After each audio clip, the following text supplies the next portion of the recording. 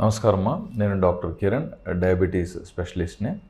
ఇప్పుడు CGM continuous glucose monitoring అనేది చాలా వరకు మనకు అందుబాటులోకి వచ్చింది. దాదాపు మనము చాలా సంవత్సరాలుగా ఇది పేషెంట్స్లో దీని యొక్క ఫలితాన్ని మనము పొందగలుగుతున్నాము. బట్ ఈ మధ్య కాలంలో ఏంటంటే ఎక్కువగా ఆచరణలోకి వచ్చింది. అప్పుడు ఎవరికో ఒకరికి మనం పెట్టేవాళ్ళం, ఇప్పుడు చాలా ఎక్కువ మందికి దీన్ని వాడాల్సిన అవసరం కూడా వస్తుంది. ఎందుకంటే దీని ద్వారా వచ్చే ఫలితాలు కూడా బాగుంటున్నాయి అన్నమాట. సో ఇది మనకు సెన్సార్ అన్నమాట, చిన్నది, ఒక ₹1 కాయిన్ లాగా ఉంటుంది. దీన్ని ఇక్కడ మనకు ఈ పార్ట్కి స్టిక్ చేయటం లాగా జరుగుతుంది అన్నమాట. ఆటోమేటిక్గా అది స్టిక్ అవుతుంది ఆ పరికరం ద్వారా మనం పెట్టినప్పుడు. ఇది 14 రోజులు ఉంటుంది. ఈ 14 రోజుల్లో ప్రతి 5 నిమిషాలకి షుగర్ టెస్ట్ అయ్యి ప్రతి 15 నిమిషాలకి అందులో సేవ్ అవుతుందన్నమాట. అప్పుడు మనం ప్రతి 3 డేస్కో లేదా 5 డేస్కో లేదా రోజుకు ఎన్నిసార్లు అవసరం ఉంటే అన్నిసార్లు అయినా పర్వాలేదు, మనము ఇలాంటి రీడర్ అనేది ఒకటి ఉంటుందన్నమాట.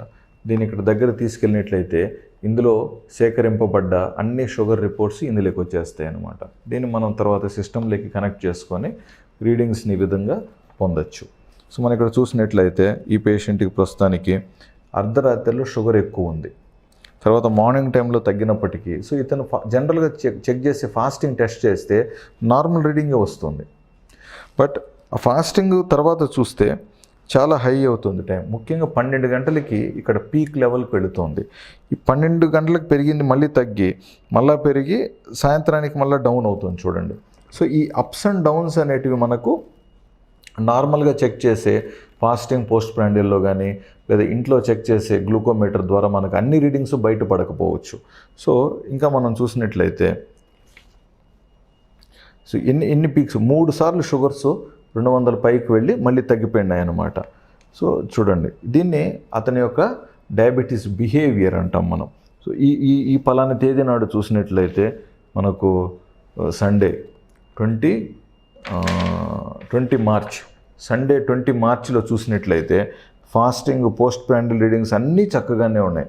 బట్ దాదాపు మనకు 1 o'clock తర్వాత నుంచి మధ్యాహ్నం షుగర్స్ పెరిగి సాయంత్రానికి తగ్గి మళ్ళీ నైట్లో కూడా పెరుగుతున్నాయి అన్నమాట. ఈ విధంగా ఈ డయాబెటీస్ షుగర్ లెవెల్స్ అనేటివి మారుతూ ఉన్నాయి. సో వీళ్ళకి మనం ఏం చేస్తామంటే దానికి కావాల్సిన మెడిసిన్స్ ఎంత అడ్జస్ట్ చేయాలా, ఇన్సులిన్ ఎలాగ అడ్జస్ట్ చేయాలనేది మనం గమనిస్తూ ఉంటాం. అంతేకాకుండా ఒకవేళ లో షుగర్ అయినట్లయితే ఇక్కడ చూడండి, ఈ పర్టికులర్ పేషెంట్కి ఉదయాన్న దాదాపు కరెక్ట్గా 5 o'clock నుంచి 7 o'clock వరకు లో షుగర్ ఉంటుందన్నమాట. ఎరుపులో కనపడుతుంది చూడండి రెడ్గా, ఇదంతా లో షుగర్ అన్నమాట. సో లో షుగర్ రాకుండా చూసుకోవడం కూడా ఇంపార్టెంట్. ఒక లో షుగర్ వస్తుందనుకోండి, అప్పుడు ఇన్సులిన్ డోసెస్ లేదా ట్యాబ్లెట్ డోసు తగ్గించి లో షుగర్ కాకుండా చూసుకోవటం కూడా మన అవసరం.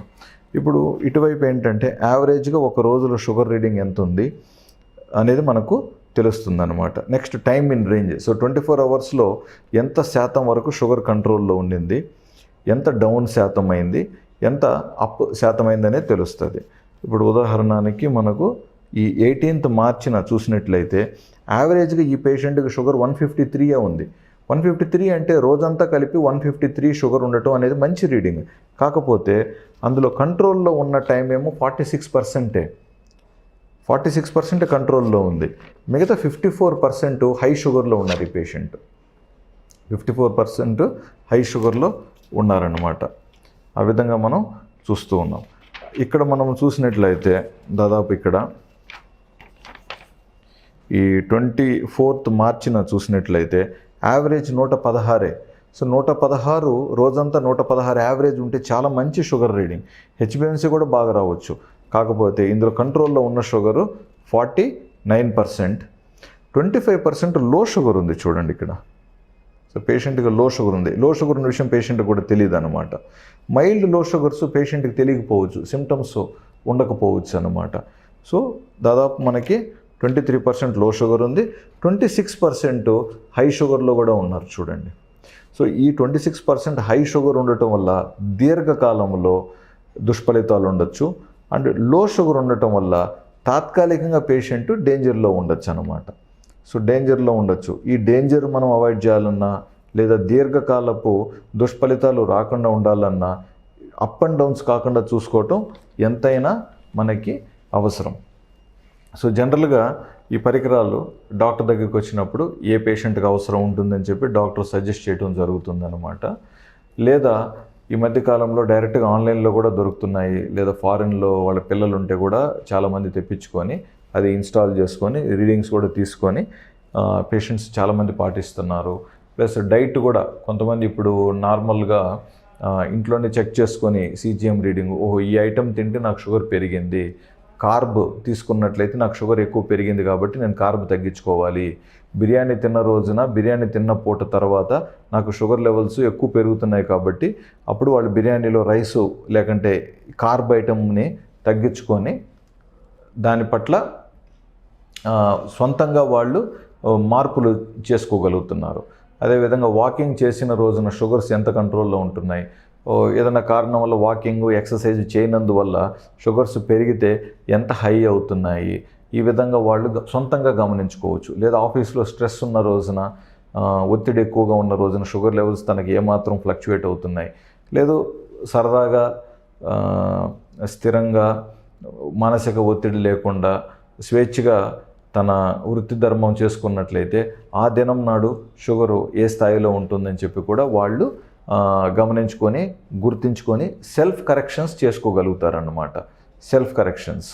సో అఫ్కోర్స్ ఈ రీడింగ్స్ని మళ్ళీ వీళ్ళు డాక్టర్ దగ్గర తీసుకొచ్చినప్పుడు డాక్టర్ కూడా చూసి మందులు లేదా మాత్రలు లేదా ఇన్సులిన్ కానీ అడ్జస్ట్మెంట్స్ ఏదైనా చేయాల్సిన అవసరం ఉంటే సో డాక్టర్ చేయాల్సిన అడ్జస్ట్మెంట్స్ డాక్టర్ సైడ్ నుంచి చేయగలుగుతారు. కాబట్టి అన్ని విధాలా మనకి 360 డిగ్రీస్లో మంచి ఫలితాన్ని పేషెంట్ పొందగలుగుతాడనేది మన నమ్మకం అన్నమాట. ఇప్పుడు ఈ సెల్ఫ్ కరెక్షన్స్ చేయకుండా పేషెంటు కార్బ్ రైస్ ఐటెం ఎక్కువ తీసుకుంటూ షుగర్ ఎక్కువలో పెట్టుకుంటూ ఉన్నారనుకోండి, అప్పుడు డాక్టర్గా మనం ఏం చేస్తాం, ఆ పోస్ట్ ప్రాండిల్ షుగర్ తగ్గటానికి మందులు పెంచాల్సిందేగా, ఇన్సులిన్ పెంచాల్సిందేగా. ఇప్పుడు పేషెంట్ వాటిని తగ్గించుకున్నారనుకోండి, 30% షుగర్ పెరుగుదల తగ్గిందనుకుందాం, 20-30% మందులు కూడా తగ్గుతాయని కదా మనం భావిస్తాము.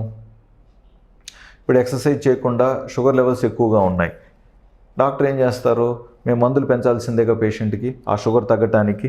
అదే ఇప్పుడు పేషెంట్ తను అర్థం చేసుకొని వాకింగ్ బాగా చేసి లేదా యోగాసనాలు పాటించి ఇలాగా కొన్ని శారీరక శ్రమ పద్ధతులు ఆచరించి షుగర్ లెవెల్స్ని తగ్గించుకున్నట్లయితే డాక్టర్ గారికి మందులు పెంచాల్సిన అవసరం ఉండదు కదా అప్పుడు. లేదా గతంలో పెంచిన మందులు ఇప్పుడు షుగర్ మంచి కంట్రోల్కి వస్తుంది కాబట్టి ఆ మందులు మోతాదు తగ్గించే అవకాశం ఇప్పుడు మళ్ళీ ఉంటుంది కదా డాక్టర్ గారికి. సో ఈ విధంగా మీ క్రమశిక్షణ ఆచరిస్తూ వీలైతే షుగర్ లెవెల్స్ స్వతహాగా కూడా చెక్ చేసుకొని మీ అంతు లోపాలను మీరు గుర్తించి వాటిని సరిదిద్దినట్లయితే డాక్టర్కి మందులు ఎక్స్ట్రాగా లేదా మోతాదులు పెంచాల్సిన అవసరం రాకుండా ఉంటుంది. మీరు హ్యాపీగా ఉంటారు, మీ డాక్టర్ కూడా హ్యాపీగా ఉంటారనేది మన అభిప్రాయం అన్నమాట. సో అందరూ ఆరోగ్యంగా ఉండాలని, షుగర్ లెవెల్స్ ఎప్పుడు కూడా పెరగకుండా మంచిగా కంట్రోల్లో ఉంచుకొని అదుపులో బాగా మనము మంచి జీవితాన్ని గడపాలని కోరుతూ మీ డాక్టర్ కిరణ్.